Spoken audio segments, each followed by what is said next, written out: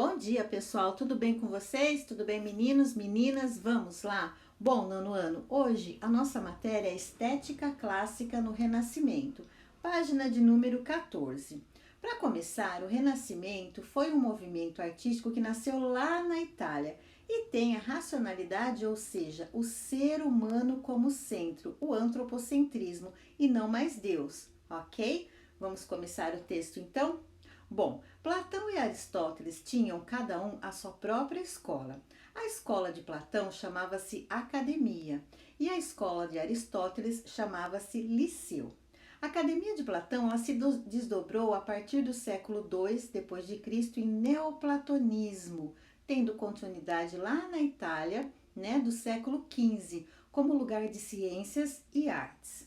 Naquele momento, destacou-se a Academia de Desenho de Florença, criada no ano de 1562 por Giorgio Vasari, um respeitado artista e o primeiro historiador da arte.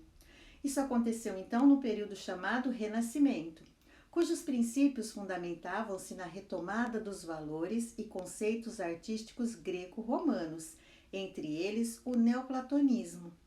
Embora fundado no século II depois de Cristo, a partir da filosofia de Platão, foi no Renascimento que o neoplatonismo teve base no humanismo, ou seja, como eu já expliquei, o antropocentrismo, e não mais o teocentrismo, certo? Então agora o homem ficava no centro.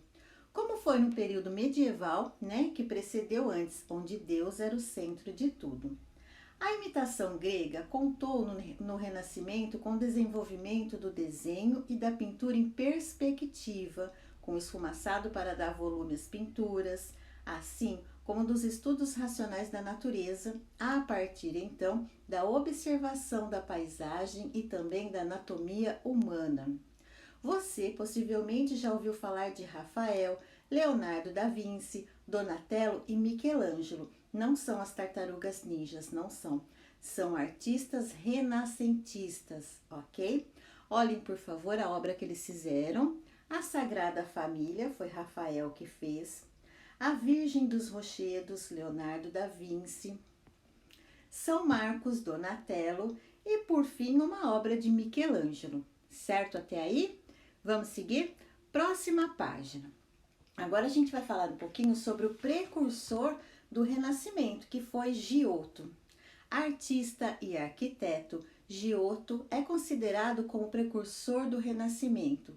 As invenções que ele trouxe predominaram por mais de 500 anos no universo da pintura. Isso só mudou no ano de 1907, quando Pablo Picasso pintou as Senhoritas de Avilon e rompeu com as questões miméticas desenvolvidas desde Giotto, especialmente com a perspectiva, porque ele não tinha perspectiva nenhuma, Pablo Picasso, não tinha mesmo. Então, Pablo Picasso, mais pra frente a gente vai estudar que ele é o precursor do cubismo, tá? Mas a lenda diz o seguinte, que Giotto foi descoberto por um artista ainda quando era criança. O igualmente famoso pintor chamado Cimabue passeava pelos campos da Toscana quando viu um pequeno pastor desenhando as suas ovelhas com gravetinhos sobre uma rocha. Seus desenhos eram tão vivaces, ou seja, tão realistas, que ele foi convidado a trabalhar com esse artista. Ele trouxe para a pintura os estudos de perspectiva em planos. Ele fazia assim, ele colocava figuras sobrepostas, tá? Uma em cima da outra. Os princípios da construção tridimensional com ponto de fuga e a humanização das figuras humanas, muitas delas pintadas de perfil, de lado, algo visto apenas na arte clássica greco-romana. O interesse por um mundo humanizado, destacado na arte de Giotto, marcou todo o Renascimento, que foi o período que acabei de explicar para vocês. Ok? Vamos lá, seguindo. Essas são as obras, tá? De Pablo Picasso. Agora nós vamos fazer o nosso exercício. Deixa eu só arrumar a tela aqui. Na página de número 15, pessoal, vamos lá. Presta atenção. Essa obra de arte que vocês estão vendo, que pega quase toda a página da apostila, se chama A Escola de Atenas e foi Rafael Sanzio que fez, ok? Então ele é um artista renascentista. Além dessa pintura, ele pintou também a Madonna Sistina, o Casamento da Virgem, o Triunfo de Galateia, enfim, vou continuar lendo o texto. O interesse pelo universo grego era tão grande no Renascimento que muitos artistas italianos voltaram a ler e a olhar para a arte feita por eles. Por estarem na Itália, as versões romanas eram as mais acessíveis. Os romanos venceram uma batalha sobre os coríntios, tá? E a partir daí, então, apropriaram-se da cultura grega. Daí a expressão grego-romana.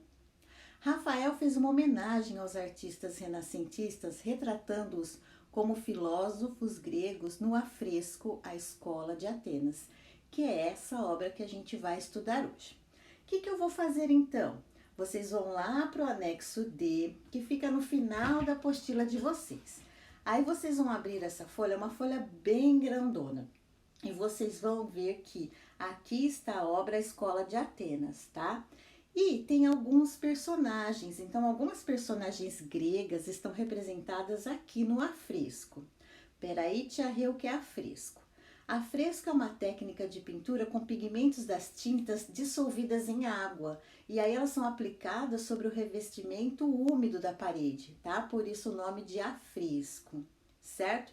Então aqui nesse anexo vocês vão conhecer algumas personagens gregas, certo? Do afresco A Escola de Atenas. Em seguida, depois que vocês lerem com calma cada uma delas, vocês vão voltar, por favor, na página de número 16 e nomear, ou seja, colocar o nome de pelo menos 3 personagens lá na página 16, tá? Pode colocar uma setinha se vocês acharem melhor. Se quiserem colocar mais de 3, fiquem à vontade.